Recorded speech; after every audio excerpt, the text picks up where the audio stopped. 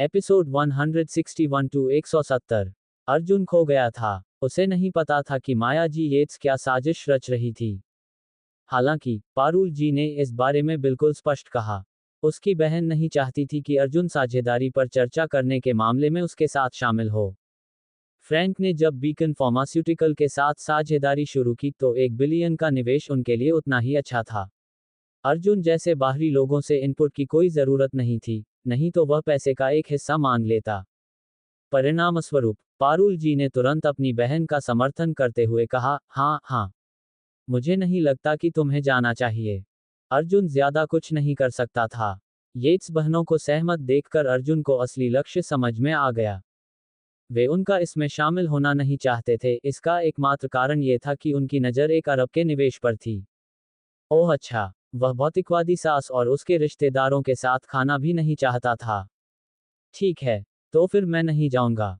अर्जुन ने मुड़कर अनिका से कहा, मत पीजिए, ये बच्चे के लिए अच्छा नहीं है। फ्रैंक और सामंथा दोनों ही उसके द्वारा कहे गए शब्दों से चौंक गए। तुम फिर से गर्भवती हो, अनिका। अनिका ने प्रसन्नतापूर्वक सिर हिलाया। फ्रैंक के चेहरे पर उदासी छा गई। वह फिर से गर्भवती थी। ऐसी आदर्श महिला अर्जुन के बच्चे को दोबारा जन्म देकर खुद को कैसे बर्बाद कर सकती है। हालांकि जब दूसरी बार यह सोचा कि इससे अनिका के साथ खेलना और भी मजेदार हो गया है, तो फ्रैंक की भयावह मुस्कान फिर से बढ़ गई। ये देखते हुए कि उसके परिवार में से कोई भी नहीं चाहता था कि अर्जुन जाए। वह भी बोलने के लिए मुड़ी, फिर तुम लोग मेरे बिना जा सकते हो। मैं अर्जुन के साथ हॉस्पिटल में अहाना की देखभाल करूंगी। फ्रैंक ने घबराकर तुरंत मना कर दिया। नहीं, चलो सब चलते हैं। ये सिर्फ खाने का सामान है, मेरा बैंक खाता इसे ले सकता है। इस पर सभी की शिकायतें खत्म हो गईं। अगले ही पल सभी लोग फ्रैंक की कार में बैठे हुए थे और एक नए खुले समुद्री भोजन रेस्तरां की ओर जा रहे थे। रेस्तरां में प्रवेश करते हुए फ्रैंक ने अतिशयोक्तिपूर्वक कहा, ड्रैगन किंग रूम। जैसे ही वेटर ने मुस्कुराते हुए फ्रैंक को रेस्तरां में प्रवेश कराया, माया जी भी उसके पीछे पीछे गई और आश्चर्य से रेस्तरां के चारों ओर देखने लगी। निजी कमरे में जाकर बैठ गई और तारीफ करने लगी। यहाँ खाना सस्ता नहीं हो सकता, बहन। पारुल जी ने गर्व से अपने बालों को ऊपर उठाया। बिल्कुल नहीं, निजी कमरे का किराया केवल 2000 है।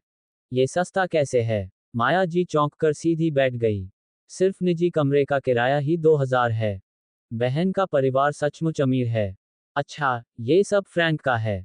यहाँ फ्रैंक अमीर है, अगर कुछ नहीं तो। पारुल जी खुशी से हंसी, जाहिर तौर पर उसे खुद पर गर्व था। फ्रैंक को भी तारीफ सुनकर चक्कर आ गया और वह वेटर की तरफ देखकर मुस्कुराया। हम आपका ड्रैगन किंग सेट मील लेंगे। बहुत अच्छा, सर। कमरे से बाहर जाने से पहले वेटर ने विनम्रता से जवाब दिया। माया जी सेट मील का नाम सुनकर ही बता सकती थी कि यह महंगा होगा। उसने फुसफुसाते हुए पूछा, ड्रैगन किंग सेट मील कितने का है, फ्रैंक? सैमथा ने अपना मेकअप ठीक करते हुए बेपरवाही से जवाब दिया, कुछ भी महंगा नहीं, बस प्रति व्यक्ति 10,000 रुपये। माया जी का चेहरा पीला पड़ गया और वह आह भरकर अनिका के पास बैठे फोन पर बात कर रहे अर्जुन को घूरने लगी। ये कूड़ा बहुत बेकार है। हम खाने के आनंद के लिए खाते हैं, माया। पैसे के बारे में ज्यादा मत सोचो। हमारे यहाँ फ्रैंक है, तुम्हें 1 पैसा भी नहीं देना है। पारुल जी ने स्नेह भरी आंखों से अपने दामाद को देखा। माया जी को उसकी बातों से और भी अधिक नाराजगी महसूस हुई। इतना बढ़िया दामाद किसी और का क्यों हुआ? वह अपने निकम्मे दामाद अर्जुन को घूर रही थी जो दुनिया से बेखबर बैठा था। यदि अर्जुन ने अपने अंदर थोड़ी भी उत्कृष्टता दिखाई होती तो उसका जीवन बहुत बेहतर होता। तुम क्या कर रहे हो, अर्जुन? तुम सारा दिन सिर्फ अपने फोन से खेलते रहते हो। क्या फोन से खेलने से तुम्हें ड्रैगन किंग रूम मिलेगा? उपन्यास नाटक। माया जी ने अर्जुन को घूरते हुए कहा। अर्जुन जोर से हंसा। वह क्या कर रहा था? वह बूढ़े जॉर्ज से पूछ रहा था। बूढ़े जॉर्ज, क्या ये dragon king palace seafood restaurant हमारे परिवार के प्रतिष्ठानों में से एक है? जॉर्ज ने तुरंत जवाब दिया, ऐसा नहीं है, यंग मास्टर। कृपया मुझे एक पल दीजिए। अर्जुन को इस बात की परवाह न करते हुए अपना फोन नीचे रख दिया। कुछ मिनट बाद उसे एक संदेश मिला। मैंने ड्रैगन किंग पैलेस खरीद लिया है, यंग मास्टर। अब यह आपकी जगह है। क्या आप चाहते हैं कि मैं कुछ और करूं? अर्जुन अवाक रह गया। जब नतीजे पाने की बात आई तो ओल्ड मैन जॉर्ज वाकई भरोसेमंद थे। इस पर अर्जुन ने जवाब दिया, बस इतना ही। दूसरी तरफ जॉर्ज ने पूछा, क्या आप ड्रैगन किंग पैलेस में हैं, यंग मास्टर? कपूर ग्रुप के कैपिटल सिटी डिवीजन के प्रभारी व्यक्ति मिस्टर कैश मेरे साथ यहाँ हैं और बीकन निवेश के मामलों के बारे में आपसे मिलने की उम्मीद कर रहे हैं। क्या मुझे उन्हें ड्रैगन किंग पैलेस में आपका इंतजार करने के लिए भेजना चाहिए? कपूर ग्रुप के कैपिटल सिटी डिवीजन का प्रभारी व्यक्ति। अर्जुन के चेहरे पर संदेह की अभिव्यक्ति थी, जो बाद में एक चंचल मुस्कान में बदल गई, जब उसने अपनी नज़र फ्रैंक की ओर घुमाई, जो लगातार खुद की प्रशंसा कर रहा था। उसने संदेश का उत्तर दिया, जरूर, उसे बुलाओ। जवाब देने के बाद अर्जुन ने अपना फोन फिर से रख दिया। कपूर परिवार के पास सिर्फ एक कपूर ग्रुप नहीं था। कैपिटल सिटी में जो कपूर ग्रुप था, वह उनका एक छोटा सा ग्रुप था। माया जी अपने बेकार दामाद पर बहुत क्रोधित थी। कुछ देर तक इस बारे में बड़बड़ाने के बाद उसने माफी मांगते हुए मुस्कुराहट दी। मैं तुम्हें इतना ज्यादा भुगतान कैसे करने दूं? क्या होगा अगर मैं इस बार इसके लिए भुगतान करूं? लोगों को भोजन कराने का मतलब था पैसा खर्च करना। माया जी ने इसे अपने शरीर का एक टुकड़ा काट देने के समान बताया। उसके पास कोई और विकल्प नहीं था। उसकी इज्जत दांव पर थी। क्या वह अपनी गरिमा पुनः प्राप्त करने के लिए अर्जुन पर भरोसा कर सकती थी? बिल्कुल नहीं। अरे नहीं, माया आंटी, ये तो बस खाना है, आप इसके बारे में इतनी विनम्रता क्यों दिखा रही हैं? यहाँ फ्रैंक सालाना 400,000 कमाता है। ऐसा नहीं है कि उसे इतने सारे पैसों की जरूरत है। लेकिन आपके दामाद अर्जुन का क्या? क्या वह निजी कमरे का खर्चा उठा सकता है? या फिर हमें ड्रैगन किंग सेट मील भी खिला सकता है? सामंथा ने अपनी भौहें उठाईं, उसके चेहरे पर व्यंग्य और खुला ताना था। ये बहुत अच्छा लगा। बहुत समय हो गया था जब से उसने अनिका से सुर्खियां छीनी थीं। यदि उसका निकम्मा पति न होता, तो सामंथा को कभी भी यह आदर्श महिला बनने का मौका नहीं मिलता। हाँ, माया आंटी, बस खाने का मजा लीजिए। मेरे लिए पैसे का कोई मतलब नहीं है। फ्रैंक ने भी अपनी बात रखी, उनकी संपत्ति ने उनका समर्थन किया। वह मुख्यतः इस बात से प्रसन्न था कि वह अनिका के सामने अपनी संपत्ति का प्रदर्शन करेगा। ये सब उस निकम्मे अर्जुन कपूर की बदौलत था। अन्यथा वह इतना चमकीला नहीं होता जितना कि अब है। माया जी खुद को टेबल के नीचे दफनाने के करीब थी, क्योंकि वह खुद को कितना अपमानित महसूस कर रही थी। वह अपनी बहन से बहुत ईर्ष्या करती थी और अर्जुन के लिए उसके मन में केवल घृणा थी। अर्जुन अनिका की कही किसी बात पर उसके बगल में हंस रहा था। तुम किस बात पर हंस रहे हो? फ्रैंक को देखो, फिर अपने आप को देखो। अगर तुम्हारे पास फ्रैंक के आधे हुनर भी हैं, तो मैं, माया येट्स, खुद तुम्हारी सेवा करूंगी। माया जी का सिर गुस्से से धड़कने लगा। वह बड़बड़ाते हुए अर्जुन को घूरने लगी। अनिका आगे आकर अर्जुन का बचाव करने ही वाली थी कि अर्जुन ने उसका हाथ खींचकर मेज के नीचे कर दिया। ये ठीक है, अर्जुन ने अनिका के कान में फुसफुसाया। उनके सामने पारुल और सामंथा केवल अपमानजनक ढंग से हंस रही थीं। ऊंचे स्थान से नीची नजर से देखने का अनुभव बहुत अच्छा था। अर्जुन इस बार माया जी की ओर मुड़ा और शांति से बोला, मैं वास्तव में बहुत अमीर हूँ, माँ। अगर आपको मेरी बात पर विश्वास नहीं है, तो मैं आप सभी को ये भोजन खिला सकता हूँ। क्या? माया जी का खून गुस्से से खौल उठा। उसका क्या मतलब है कि वह हम सबको ये भोजन खिला सकता है? क्या उसके पास पैसा भी है? ड्रैगन किंग सेट भोजन की लागत प्रति व्यक्ति 10,000 रुपये है। हम यहाँ 6 लोग हैं, यानी कुल संख्या 60,000 होगी। क्या वह मुझे, अपनी सास को, बुलाकर मुझसे अपनी जेब से पैसे इकट्ठा करने को कहेगा? परिणामस्वरूप माया जी ने अर्जुन को डांटना शुरू कर दिया, तुम हर दिन और भी बेशर्म होते जा रहे हो। तुम सोचते हो कि तुम अमीर हो, क्योंकि तुम कहते हो कि तुम अमीर हो। तुम्हें क्या लगता है कि तुम अपना पैसा कहाँ से लाते हो? ये सब अनिका का है। तुम अपनी बेवकूफ़ी भरी तनख्वाह से एक महीने में कितना कमा सकते हो? मेरे पास पैसे हैं, माँ। मेरा कार्ड, पैसा मेरा पैर है। अपना मुंह बंद करो। इससे पहले कि अर्जुन कुछ और बोल पाता, माया जी और भी अधिक क्रोधित होकर बोली। अर्जुन के पास बोलने के लिए शब्द नहीं थे। माया जी के साथ मौखिक लड़ाई में उसे जीतना नामुमकिन था, इसलिए वह बस चुपचाप बैठा रहा। अर्जुन से मत लड़ो, माया आंटी। मुझे यकीन है कि उसकी भी अपनी परेशानियां हैं। क्या होगा अगर मैं उसे बाद में नौकरी दिलाने में मदद करूं? ऐसी नौकरी जिसमें महीने में 10,000 से ज्यादा की कमाई हो। फ्रैंक ने उदारता से बात की। माया जी ने एक बार सिर हिलाया।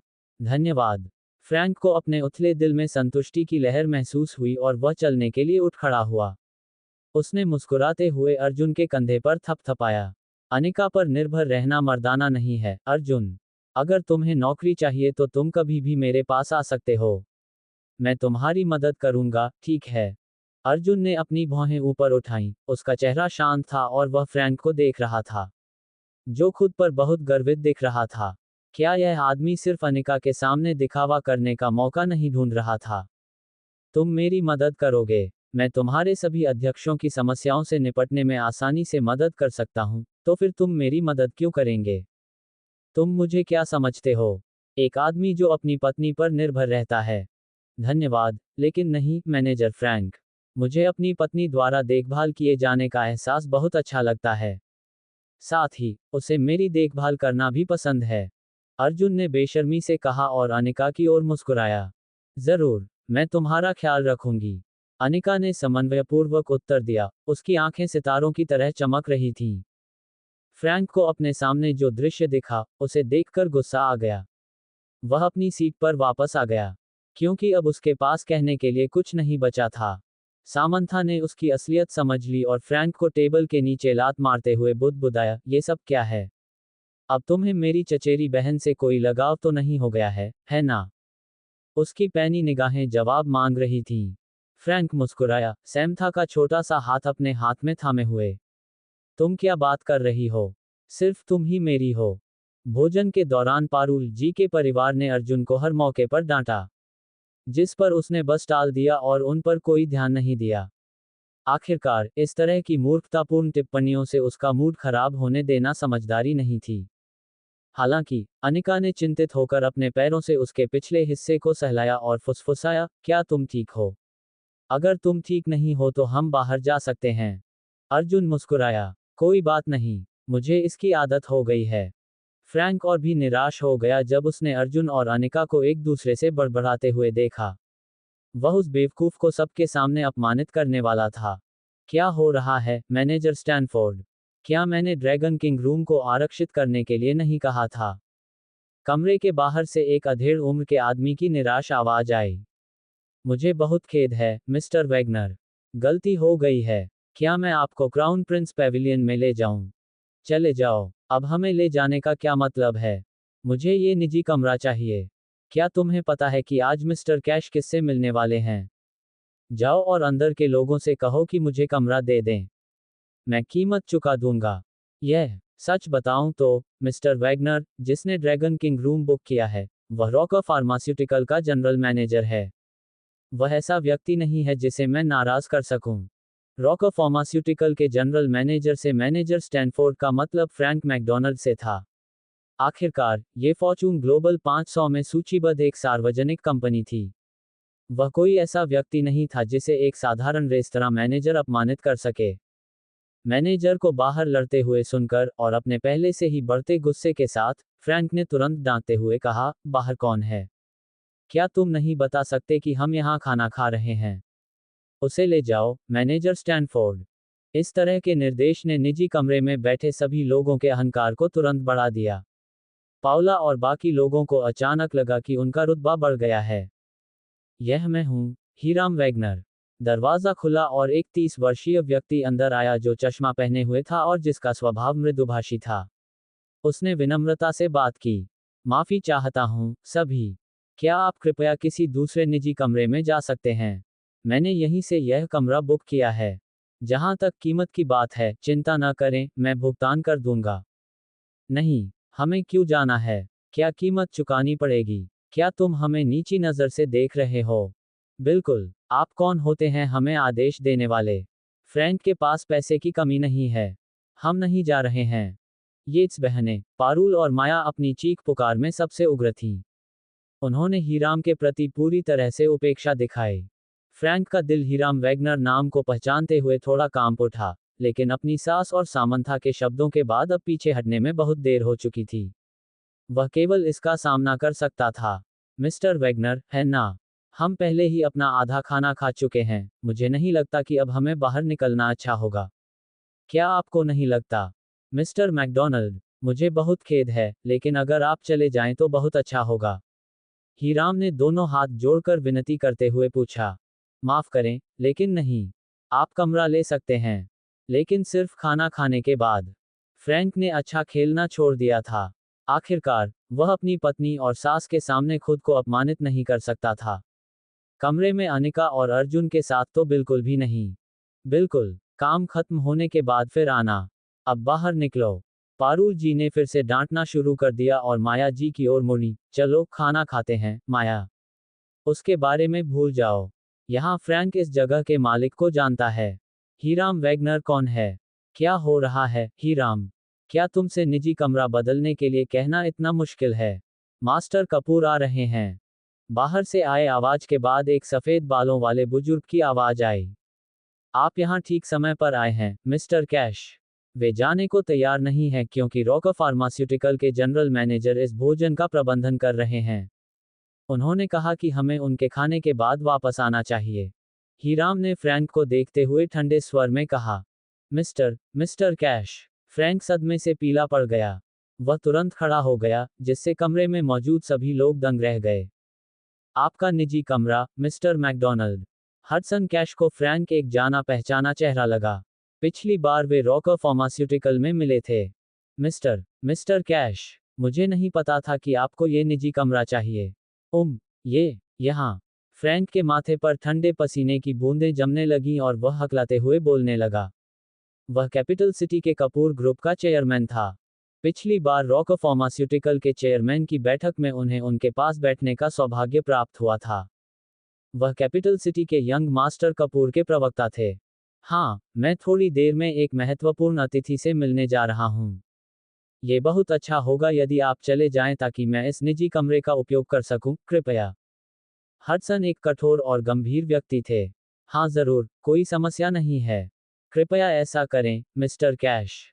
फ्रैंक ने स्वीकृति में सिर हिलाया और अपनी सास और सामंथा को अपनी गति तेज करने का संकेत दिया। फ्रैंक के हाव भाव देखकर किसी की भी बोलने की हिम्मत नहीं हुई। वे बस कमरे से बाहर चले गए। पारुल जी ने दबी हुई आवाज में कहा। हालांकि, अचानक, या फिर, आप हमारा काम खत्म होने तक इंतजार कर सकते हैं, मिस्टर कैश। अर्जुन ने बिना किसी परेशानी के अपनी सीट पर बैठकर खाना खाते हुए कहा। आप क्या कर रहे हैं, अर्जुन कपूर? फ्रैंक दहाड़ा। ये कमीना खुद को क्या समझता है? अगर उसने हडसन कैश को नाराज किया तो फ्रैंक की जिंदगी उलट-पुलट हो जाएगी। क्या तुम्हें पता है कि यह कौन है? ये कैपिटल सिटी के कपूर ग्रुप के मिस्टर कैश हैं। अभी मिस्टर कैश से माफी मांगो, तुम अहंकारी कमीने। फ्रैंक में चिंता बढ़ गई। अर्जुन के पास कोई ऑप्शन नहीं था। ये कैपिटल सिटी के कपूर ग्रुप से मिस्टर कैश थे।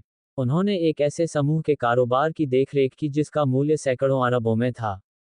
कोई केवल कल्पना ही कर सकता है कि मिस्टर कैश के पास कितनी शक्ति और संपर्क था। क्या तुम पागल हो गए हो, अर्जुन कपूर? पारुल जी हैरान रह गई। वह अपने दामाद की बातों से बुरी तरह डर गई थी। अर्जुन को कोई डर नहीं था। वह कौन था जो कैपिटल सिटी के कपूर ग्रुप के चेयरमैन मिस्टर कैश के कारोबार की देखभाल करता? मिस्टर कैश को अपमानित करने का मतलब था कि उनका पूरा परिवार दुर्भाग्य से ग्रस्त हो जाएगा। पारुल जी और सामंथा दोनों अर्जुन को गौर से देख रही थी जो अभी भी खा रहा था। और वे इस खराब चीज को खिड़की से बाहर फेंक देने के अलावा और कुछ नहीं चाहती थीं। माया जी को इतना गहरा सदमा लगा कि वह कुछ भी नहीं कह सकी। उसके सामने एक बहुत ही महत्वपूर्ण व्यक्ति खड़ा था। कैपिटल सिटी से कपूर ग्रुप के चेयरमैन। क्या ये यंग मास्टर कपूर का समूह नहीं है? ओह माय, इसका मतलब है कि यंग मास्टर कपूर भी रेस्तरां में है ना? ये बढ़िया है। फ्रैंक को दूसरे की पहचान के बारे में बोलते हुए सुनकर अनिका भी चौंक गई। तुरंत, उसने अर्जुन को खींचने के लिए हाथ बढ़ाया, उसे रुकने का इशारा किया, इससे पहले कि वह कुछ गलत कहे।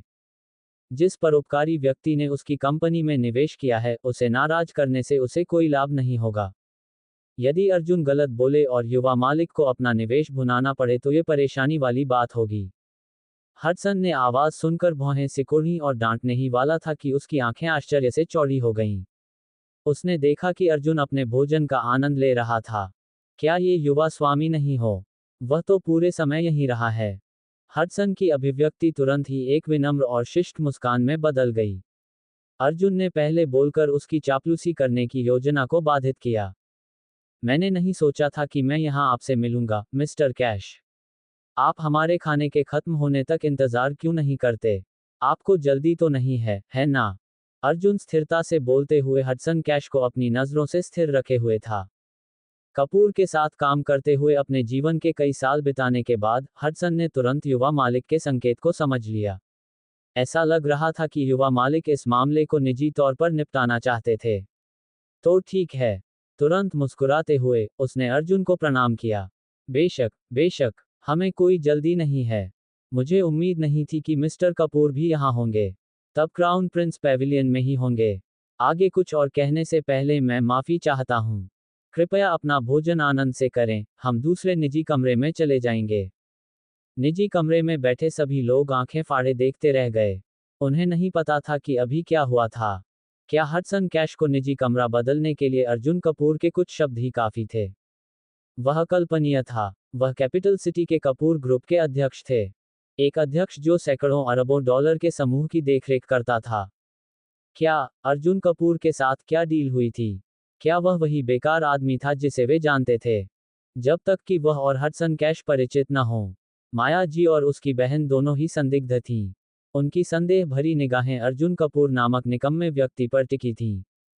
आखिर यह आदमी कौन है? हडसन कैश के चले जाने के बाद अर्जुन पर सबकी नजरें बदल गईं। वे अधीर और उत्सुक थे। फ्रैंक ने अर्जुन की ओर प्रश्नवाचक दृष्टि से देखा जो अभी भी बैठा हुआ था। वह केवल एक वाक्य से हडसन का मन बदलने में कामयाब हो गया था। ये राजधानी शहर का कपूर ग्रुप है। देश का सबसे बड़ा समूह, एक वित्तीय दिग्गज। उनका अपमान करना मृत्यु की कामना के समान है। ओह, मुझे उम्मीद नहीं थी कि आप मिस्टर कैश, अर्जुन कपूर से परिचित होंगे। आपने पहले कुछ क्यों नहीं बताया? फ्रैंक के चेहरे पर एक ऐसी मुस्कान थी जिसमें ईर्ष्या और संदेह छिपा हुआ था। अर्जुन सिर्फ मुस्कुराया और सबकी निगाहों को देखा। उनमें उत्सुकता और संदेह दोनों ही झलक रहे थे। उन्होंने कहा, बहुत बढ़िया, मैं मानता हूँ, मैं वाकई मिस्टर कैश को पहचानता हूँ। हालांकि, यह उतना बड़ा चढ़ाकर नहीं कहा गया है जितना आप सोच रहे हैं। असल में, मेरे पिता घर पर उनके साथ व्यापार करते थे। यह मिस्टर कैश के कपूर ग्रुप के चेयरमैन बनने से पहले की बात है। मैंने कभी नहीं सोचा था कि इतने सालों के बाद, वह अब इतना अच्छा काम कर रहे होंगे। अर्जुन ने अपने स्वर में एक उदासी भरी आह भरी। फ्रैंक ने भौहें सिकोड़ी। हालांकि वह इस पर यकीन करने को तैयार नहीं था। लेकिन ये बहुत संभव था कि वह सच कह रहा था। अन्यथा, अर्जुन जैसे घटिया व्यक्ति को हडसन कैश से कैसे परिचय होता? सैम था की तरह पारुल जी ने भी राहत की सांस ली और मुस्कुराते हुए डांटा, हा। मुझे लगा कि तुम कोई महान व्यक्ति बनोगी। लेकिन पता चला कि वह तुम्हारे अतीत का एक आदमी है। हालांकि यह मिस्टर कैश वाकई विनम्र है, इसलिए उसने हमारे साथ इस पर झगड़ा नहीं किया। मुझे कहना चाहिए कि शायद हमें निजी कमरा छोड़ देना चाहिए था और उसके मन में हमारे बारे में जो धारणा बनी है, उसे और बेहतर बनाना चाहिए था। इस पर, सामंथा भी इस बैंडवैगन में कूद पड़ी। वास्तव में, माँ, मुझे भी ऐसा ही लगता है। लेकिन अर्जुन कपूर कूल दिखना चाहता था। बढ़िया, अब वे चले गए हैं। उनकी बातें सुनकर माया जी के अंदर गुस्सा उबलने लगा। ये सब अर्जुन की गलती है। परिचित होना उसकी गलती है, और निजी कमरा न देना भी उसकी गलती है। दूसरे शब्दों में, यह उसकी गलती है क्योंकि वह एक कूड़ा कचरा है। तुम्हें हमें अगली बार इस बारे में बताना होगा, अर्जुन। बिना सोचे समझे बकवास मत करो, माया जी ने नाराज होकर कहा। हालांकि, उसने इसमें रुचि लेना शुरू कर दिया था। अर्जुन का परिवार क्या करता था? यह जरूर कोई बड़ी बात होगी, अन्यथा वह मिस्टर कैश को नहीं जान पाएंगे। क्या उनके परिवार को कठिन परिस्थितियों का सामना करना पड़ा? ये संभव है। अनिका, अन्य सभी से भिन्न, अर्जुन को घूरते हुए चमक उठी। क्या उसका पति उससे कुछ छुपा रहा था? जब से अर्जुन ने उसे बताया कि उसका परिवार रेस्तरां व्यवसाय में है, तब से परिवर्तन होने लगे। मिस्टर कैश के साथ आज की घटना इसका आदर्श उदाहरण है। क्या ये सचमुच उतना सरल था जितना दिख रहा था? क्या हुआ, अनिका? तुम्हारे विचार के लिए कुछ पैसे? अर्जुन का दिल धड़क उठा जब उसने मुड़कर देखा कि अनिका उसे घूर रहा है। क्या उसे पता चल गया? अनिका मुस्कुराई, उसकी भौहें सिकुड़ गईं और वह बोली, नहीं। मैं बस सोच रही थी कि मेरा पति असल में कौन है। कितना रहस्यमय आदमी है। ओह बकवास। अब वह बिंदुओं को जोड़ नहीं सकती थी, है ना? अर्जुन को थोड़ा घबराहट महसूस हुई और उसने अपनी घबराहट को शांत करने के लिए खुद को एक गिलास शराब पिलाई। तुम बहुत ज्यादा सोचती हो। मैं तुम्हारा पति और अहाना का पिता हूँ। अनिका ने सिर हिलाया और आगे कोई टिप्पणी नहीं की। जैसे ही वे जाने वाले थे, अर्जुन ने अनिका से बहाना बनाया कि वह शौचालय जा रहा है, जबकि वास्तव में वह क्राउन प्रिंस पैविलियन की ओर नीचे चला गया था। हडसन कैश ने अभी अभी उसे संदेश भेजा था कि वह निजी कमरे में इंतजार करेगा। यंग मास्टर हडसन अपने साथ कुछ अन्य लोगों को भी लेकर आया, जो दरवाजे पर सम्मानपूर्वक खड़े हो गए। अर्जुन ने हाथ हिलाकर संकेत दिया कि उन्हें अंदर बात करनी चाहिए। सीट पर बैठते ही अर्जुन ने चारों ओर नजर घुमाए और देखा कि सामने वाली सीट पर एक आदमी बैठा है। वह एक मध्यम आयु वर्ग का आदमी था, जिसके चेहरे पर कोनीयता और चपटी भौहें थीं। वह बिना गुस्सा दिखाए भी क्रूरता का एहसास करा रहा था। ठीक है, ये डायरेक्टर डेनिस हैं। वे निवेश आकर्षित करने के लिए यहाँ आए हैं। हडसन ने मुस्कुराते हुए परिचय दिया और अर्जुन से फुसफुसाते हुए कहा, मुंबई के उच्च वर्ग की इच्छा है कि मैं आपको उनसे मिलवाऊं, यंग मास्टर। मुख्य रूप से मुंबई में आपके निवेश के बारे में बात करने के लिए। निर्देशक डेनिस यहाँ उनके प्रतिनिधि हैं। निर्देशक डेनिस ने अर्जुन से हाथ मिलाने के लिए हाथ बढ़ाया, उनका चेहरा खिल उठा।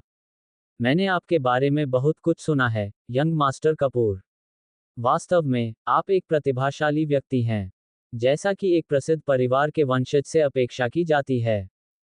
शुरुआती परिचय के बाद, अर्जुन ने फिर से खाना शुरू कर दिया।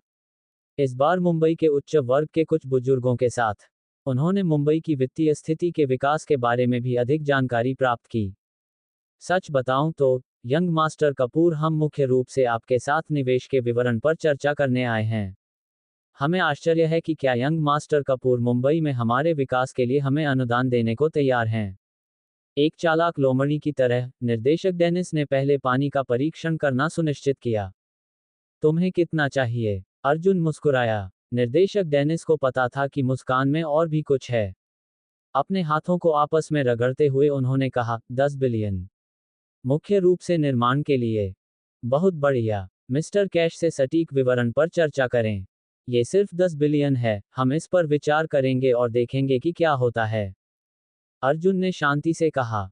अर्जुन के शब्दों से डायरेक्टर डेनिस का दिल कांप उठा। 10 अरब का अनुबंध बस यूं ही तय हो गया। ये यंग मास्टर कपूर बहुत अमीर है। खेलने के लिए 10 अरब। निर्देशक डेनिस ने मुंबई आने से पहले अफवाहें सुनी थी कि यह young master Kapoor Charles Sharma का दामाद था। उन्होंने और चार्ल्स शर्मा ने एक ही साल में स्नातक की उपाधि प्राप्त की। हालांकि, चार्ल्स ने खराब करियर के कारण जल्दी ही सेवानिवृत्ति ले ली, लेकिन उन्होंने कॉर्पोरेट सीढ़ी चढ़ ली थी। उन्होंने कभी उम्मीद नहीं की थी कि चार्ली का दामाद कैपिटल सिटी के महान कपूर ग्रुप का युवा मालिक होगा। मुंबई में हर कोई इस सुनहरे बत्तख का एक टुकड़ा चाहता था। वे उसकी ओर पतंगों की तरह आकर्षित हुए, लेकिन अंत में उन्हें अस्वीकार कर दिया गया। यहां तक कि अन्य शहरों से निवेशक और प्रतिनिधि भी साझेदारी के अवसर के लिए एक के बाद एक मुंबई आए। जाने से पहले अर्जुन ने डायरेक्टर डेनिस की ओर रुख किया। आपको मेरे और मेरी पत्नी की कंपनी के बारे में कुछ पता लगाना चाहिए। अगर आपको ज्यादा परेशानी न हो, तो मैं उम्मीद कर रहा हूं कि अगर कोई समस्या आती है तो डायरेक्टर डेनिस आएंगे। निर्देशक डेनिस ने सहमति जताते हुए कहा, अस्वीकार करने का साहस नहीं जुटा पाए। निजी कमरे से बाहर निकलकर अर्जुन अनिका को साथ लेकर ओल्ड शर्मा मैनशिश में वापस आ गया। अर्जुन ने उसे काम पर भेज दिया, जब वह अपनी जरूरत की चीजें इकट्ठा कर लेगी। रास्ते में, अनिका ने उसे बताया कि उस रात फ्रैंक के साथ डिनर का कार्यक्रम है। मैं आज रात फ्रैंक के साथ डिनर करने जा रही हूँ, अर्जुन कैपिटल सिटी के कपूर ग्रुप के मास्टर कपूर से मिलने। क्या आप भी साथ चलना चाहेंगे? अनिका ने पूछा। वह उत्सुकता से उछल रही थी, सोच रही थी कि यह यंग मास्टर कौन होगा। अपने बगल में अर्जुन को देखकर उसके मन में ये ख्याल भी आया था कि शायद यह वही है। हालांकि, यह एक ऐसा विचार था जिसे अनिका ने तुरंत खिड़की से बाहर फेंक दिया क्योंकि वह उसे बहुत ही अतार्किक लगा। ये वह नहीं हो सकता। अर्जुन ने अपना सिर हिलाया। नहीं, मैं ठीक हूं। आपको कुछ महत्वपूर्ण मुद्दों पर चर्चा करनी है।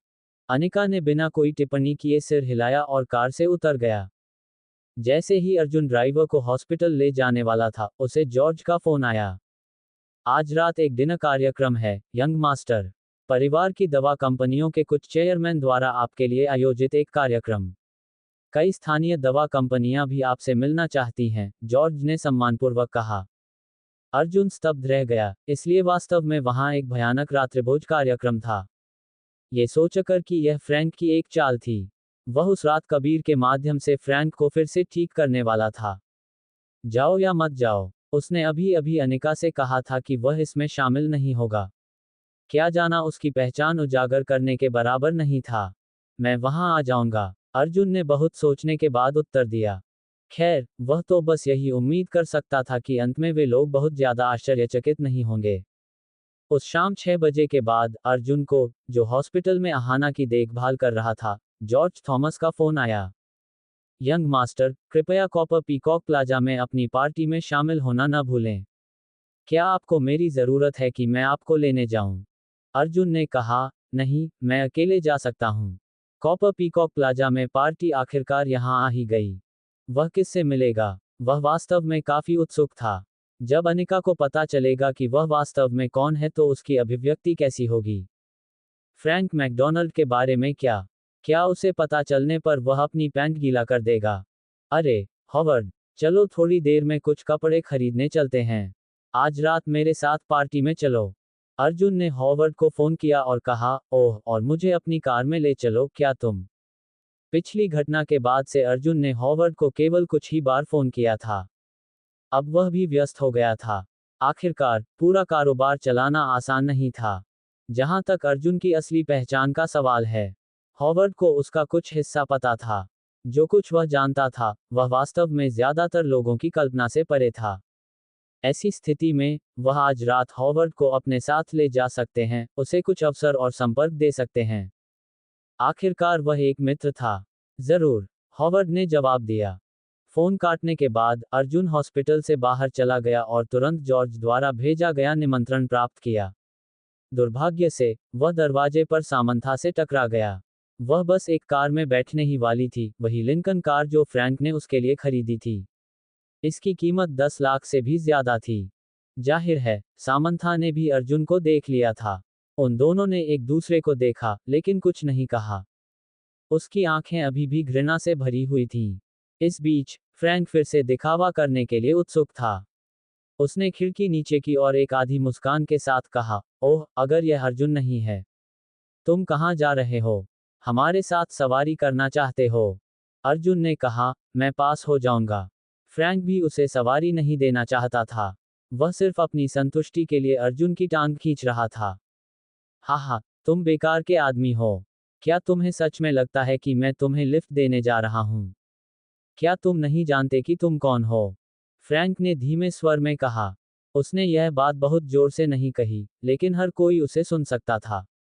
उसने अनिका के सामने तो दयालुता और सज्जनता का व्यवहार किया, लेकिन अब अर्जुन के सामने उसने अपना असली रूप दिखा दिया। क्या तुम्हारा काम हो गया, फ्रैंक? उसकी तरह कचरे पर अपनी सांसें बर्बाद मत करो। चलो, चलें, सामंथा ने यात्री की सीट पर बैठते हुए ठंडे स्वर में कहा। वह इस समय बहुत बुरे मूड में थी। हॉस्पिटल में उसकी जांच से पता चला कि वह गर्भवती नहीं थी।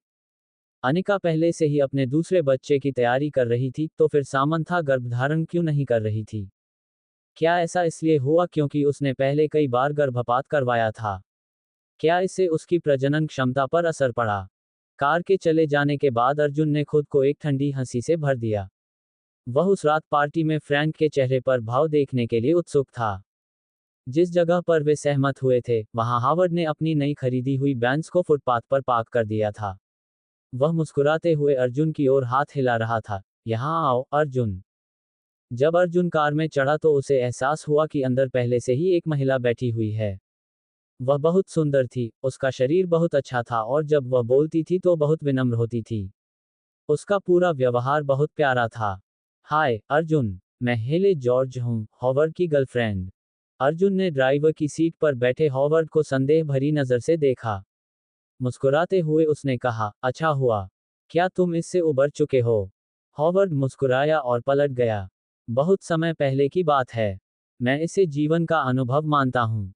हेले मेरे गृहनगर से है, और अब वह कंपनी में मेरी सचिव है। हम साल के अंत में शादी करने की योजना बना रहे हैं। अर्जुन अब और भी हैरान था। वह हंसा और बोला, बधाई हो। तो अपनी शादी में मेरे लिए जगह बचाकर रखिए। जैसा कि अपेक्षित था, एक आदमी के लिए अपने दिल को ठीक करने का सबसे अच्छा तरीका एक नया प्यार ढूंढना और फिर शादी करना था। ये कहकर वे तीनों मिलेनियम के लिए रवाना हो गए। वे यहाँ कुछ नए कपड़े खरीदने आए थे और अर्जुन ने पीछे हटने से नहीं रोका। उसने हेले और हॉवर्ड को जो भी पसंद आया उसे चुनने दिया और उसने बस उसका भुगतान किया। आईने के सामने खड़े होकर अर्जुन ने सूट पहनकर देखा। हेले ने अपनी ठुड्डी पकड़ी और सिर हिलाया। उसने कुछ ज्यादा ब्रिटिश पहना, लेकिन हेले ने फिर सिर हिलाया। अंत में उन्होंने 1 दर्जन से अधिक पोशाकें आजमाईं, लेकिन हर बार उन्हें अस्वीकार कर दिया गया। अंततः उन्हें ब्रियोनी का एक कैजुअल लुक मिला जो बिल्कुल फिट था और अद्भुत लग रहा था। जब अर्जुन ने स्वयं को आईने में देखा तो उसे यकीन ही नहीं हुआ कि वह स्वयं को देख रहा है। उसका प्रतिबिंब बहुत सुंदर था। कपड़ों ने सचमुच आदमी को बनाया है। होह! 3 साल तक कुछ न होने के बाद वह लगभग भूल ही गया था कि वह कितना आकर्षक हो सकता है। इसके बाद वे घड़ी खरीदने के लिए कार्टियर गए। यही अर्जुन ने डिस्प्ले कैबिनेट में हीरे जड़ित घड़ी की ओर इशारा किया। इसकी कीमत 168,000 थी। उन्होंने बस अपना कार्ड इस्तेमाल किया और स्टाइलिश तरीके से चले गए। दरवाजे पर सेल्स गर्ल्स की एक पंक्ति खड़ी थी और सम्मानपूर्वक कह रही थी, धन्यवाद, कृपया फिर आइए।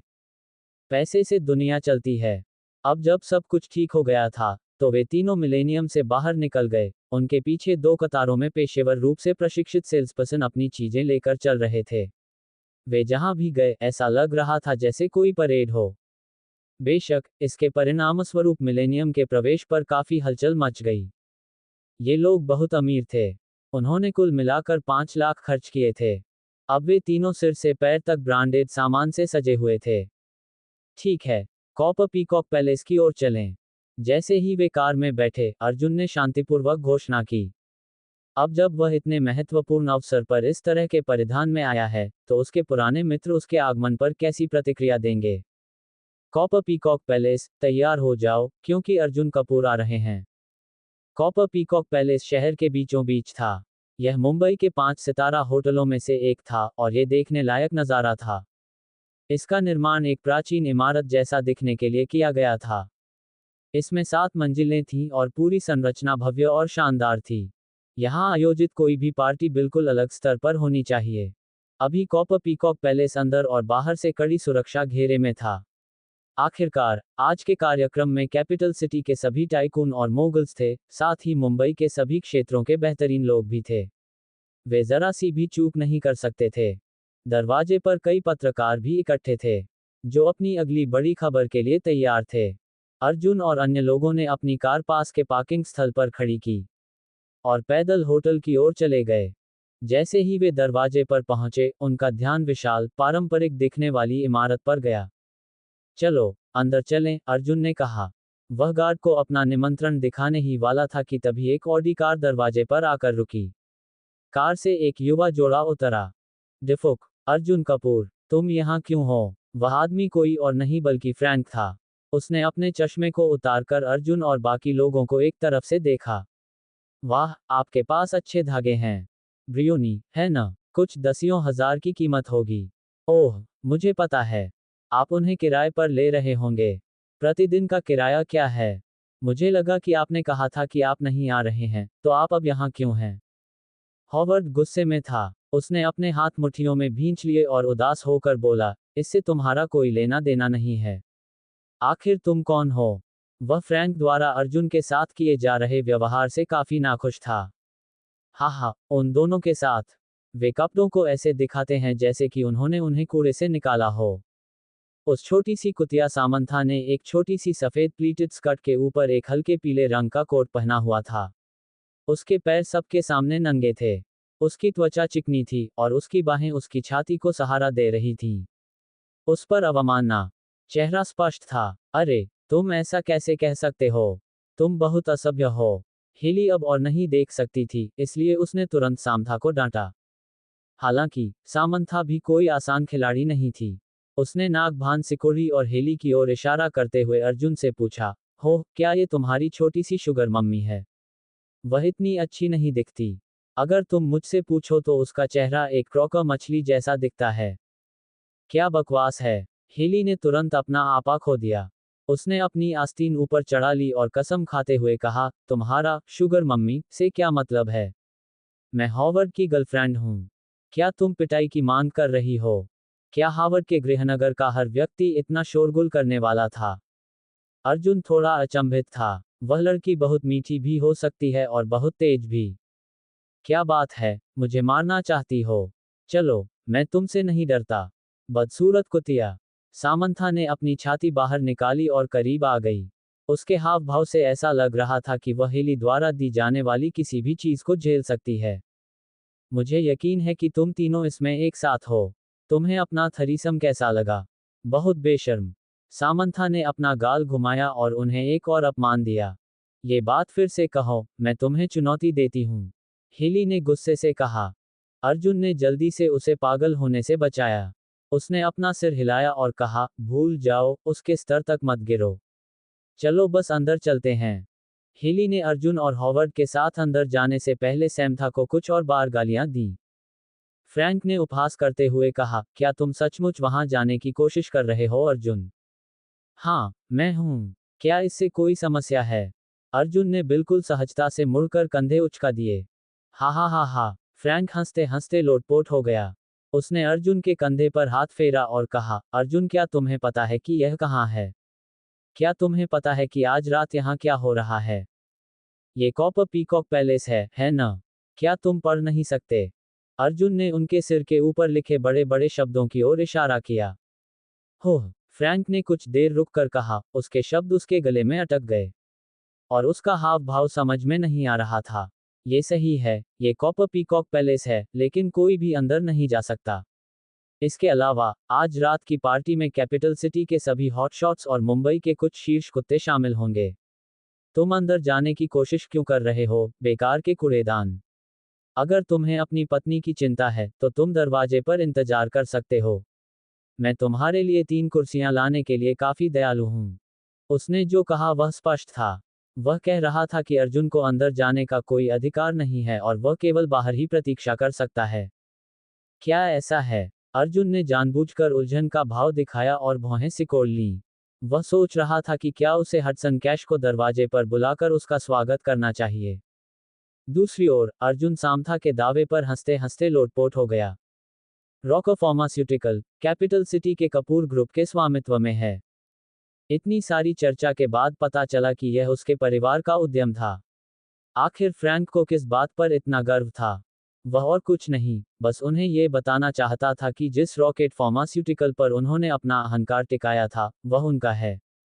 माया आंटी निश्चित रूप से तुमसे ईर्ष्या करती होंगी, सैमी। तुम्हारे दिन ऐसे महान पति के साथ आराम से बीतते होंगे, है ना? यहाँ मेरी अनिका के विपरीत, वह कितनी दुखद जिंदगी जी रही है।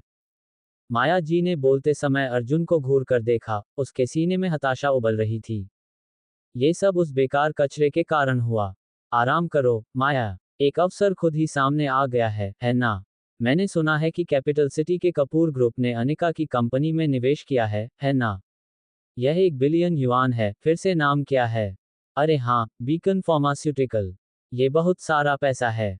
पारुल जी ने खुशी से मुस्कुराते हुए कहा, अनिका, तुम्हारी माँ ने मुझे बताया कि तुम बीकन फार्मास्यूटिकल की चेयरमैन बन गई हो। इसका मतलब है कि तुम्हें ये तय करने का अधिकार है कि किस फार्मास्यूटिकल कंपनी के साथ साझेदारी करनी है ना? तब सबको समझ आ गया। अनिका ने अर्जुन की ओर एक जानकार नजर से देखा। आज परिवार के यहाँ आने के पीछे यही कारण था। आप किस बारे में बात कर रही हैं, बहन? हम परिवार हैं, जरूरत के समय एक दूसरे की मदद करना ही सही है। मेरा मानना है कि हमारा परिवार कपूर ग्रुप के यंग मास्टर कपूर का आभारी है, जिन्होंने निवेश के लिए कंपनियों को चुनने में बहुत बढ़िया निर्णय लिया। माया आंटी, जाहिर है कपूर ग्रुप ने अपने नाम से हर बड़ी दवा कंपनी को बीकन फार्मास्यूटिकल के साथ साझेदारी पर चर्चा करने के लिए आने के लिए सूचित किया है। वास्तव में, यहाँ फ्रैंक बीकन और रॉकर के बीच साझेदारी का प्रभारी है। सामंथा उस गर्व को दबा नहीं सकी जो बोलते समय उसके चेहरे पर झलक रहा था। अपनी नाक रगड़ते हुए फ्रैंक मुस्कुराया। नहीं, नहीं, ये वास्तव में बहुत कुछ नहीं है। साझेदारी अभी भी इस बात पर निर्भर करेगी कि क्या अनिका हमारे साथ साझेदारी बनाने का फैसला करता है, रॉकर।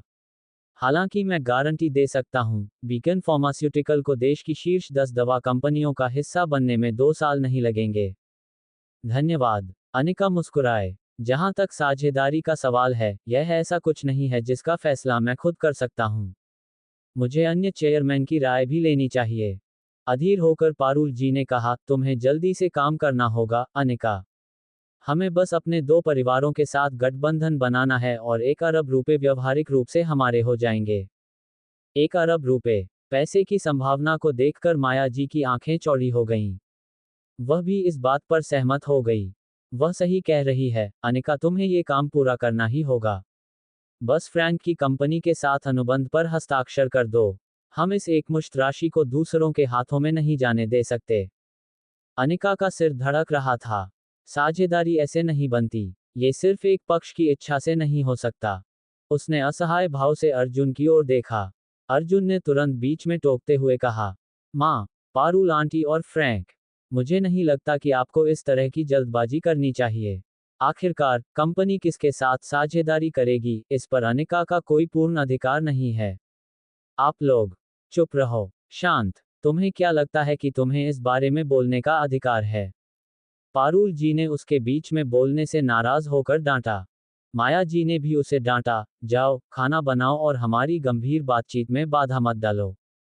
वह 1 अरब रुपए था, उससे अधिक गंभीर कोई बात नहीं थी। येट्स बहनों, माया जी और पाउला जी को अंततः कुछ ऐसा मिला जिस पर वे एक दूसरे से जुड़ सकती थीं और हंस सकती थीं। सामंथा भी डांटने में शामिल हो गई और उसने अर्जुन की तरफ उंगली उठाई। तुम्हारे पति को इन मामलों की अच्छी जानकारी नहीं है, अनिका। यह एक गंभीर विषय है, जिसमें उसके जैसे बेवकूफ का कोई काम नहीं है। बस करो, दोस्तों। अर्जुन मेरे पति हैं। अनिका गुस्से में थी, अपने सामने बैठे लोगों को घूर रही थी। वह अर्जुन से फुसफुसाते हुए बोली, जाओ खाना बनाओ, मैं इससे निपट लूंगी। अर्जुन ने अनिका का हाथ दबाया और अपनी पत्नी को एक गर्म सुरक्षा कंबल की तरह देखा।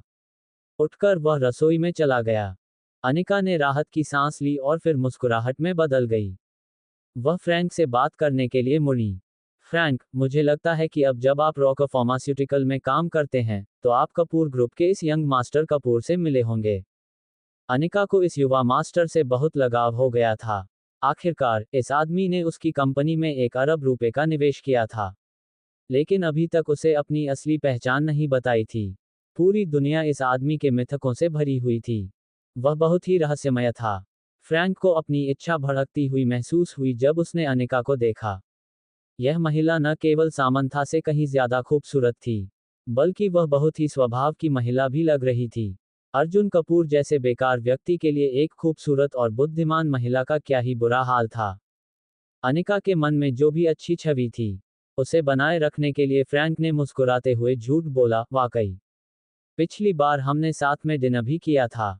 यंग मास्टर कपूर बहुत विनम्र व्यक्ति हैं, जिनका व्यक्तित्व सम्मान की मांग करता है। उसकी बात सुनकर माया जी और अधिक देर तक इंतजार न कर सकी और पूछने लगी, ये यंग मास्टर कपूर कैसा दिखता है? उसकी उम्र कितनी है? फ्रैंक को यंग मास्टर कपूर के साथ भोजन साझा करने के लिए पर्याप्त कौशल वाला व्यक्ति होना चाहिए। सचमुच, उसका बेकार दामाद उसके सामने कुछ भी नहीं था। अनिका भी अधीर हो गई। किसी और कारण से नहीं, बल्कि सिर्फ इस जिज्ञासा से कि आखिर यह महान युवा गुरु कौन है। अर्जुन ही एकमात्र ऐसा व्यक्ति था जो रसोई से ये सब देखकर निराश महसूस कर रहा था। अपनी नाक रगड़ते हुए, वह फ्रैंक को अवाक होकर देखता रहा जो लगातार झूठ बोल रहा था। ये कितना बेशर्म आदमी है। फ्रैंक ने कब से उसके साथ खाना खाया है? क्या हम इसे इस तरह से करें, अनिका?